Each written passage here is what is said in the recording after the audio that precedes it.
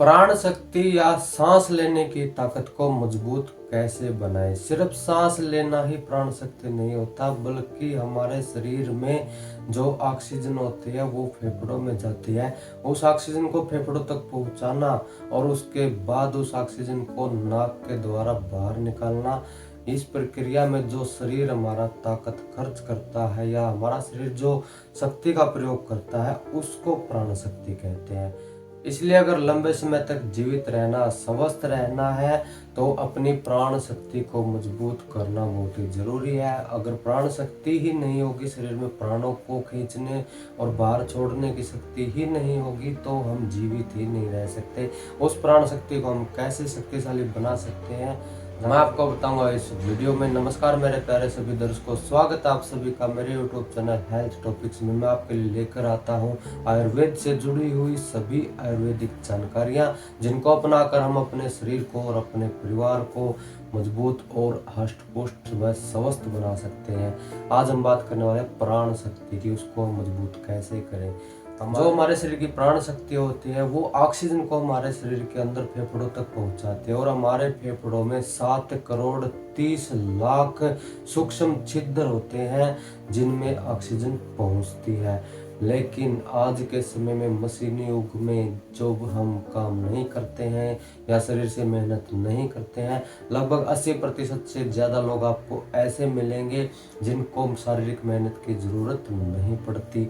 आजकल मशीनों से काम हो जाता है, बटन दबाया और काम तैयार मिलता है। लोग घरों में एसी में रहना पसंद करते हैं, अगर बाहर जाते हैं तो गाड़ी में भी एसी होता है, उसके बाद जब दफ्तर जाते हैं तो वहाँ ऑफिस में भी उनको एसी मिलता है। इस वजह से शरीर को शक्ति से काम करने की ज़रूरत ही नहीं पड़ती, जिसकी वजह से वो पूरा श्वास नहीं लेते। और पूरा श्वास ना लेने की वजह से जो उथला श्वास लिया जाता है या जो कम ऑक्सीजन हमारे शरीर को मिलती है, उसकी वजह से हमारे फेफड़ों के जो 7 करोड़ 30 लाख छिद्र है उसमें से सिर्फ 2 करोड़ छिद्रों में ही ऑक्सीजन पहुंच पाती है। और इसकी वजह से हमारे 5 करोड़ 30 लाख छिद्र हमारे फेफड़ों के काम करना बंद कर देते हैं। उनके अंदर गंदगी जमा हो जाती है, उनके जो फिल्टर होते हैं, जो उनके सूक्ष्म भाग होते हैं वो बंद हो जाते हैं। बंद होने की वजह से हमारे फेफड़े पूरा काम नहीं कर पाते, जिसकी वजह से हमारे फेफड़ों का सिर्फ 30% हिस्सा ही काम करता है। जब फेफड़ों में ही ऑक्सीजन 30% जाएगी, फेफड़े ही 30% काम करेंगे, तो हमारे शरीर की जो अन्य क्रियाएं हैं, भोजन पचाने की क्रिया है, रक्त शुद्धि की क्रिया है, वो हमारी पूर्ण नहीं हो पाएंगी और धीरे धीरे हमारी प्राण शक्ति क्षीण होती जाएगी, कम होती जाएगी और हमें जल्द बूढ़ा बना देगी, हमें मृत्यु के कगार तक लेकर पहुंच जाएगी। इसलिए प्राण शक्ति को अगर आप उजागर करना चाहते हैं तो सबसे पहले अपने सांसों पर ध्यान देना जरूरी है कि आप अपने शरीर में पूरा श्वास लेते भी हैं या नहीं। अगर आप नहीं लेते हैं तो आप हर रोज 10 मिनट से अभ्यास शुरू कीजिए।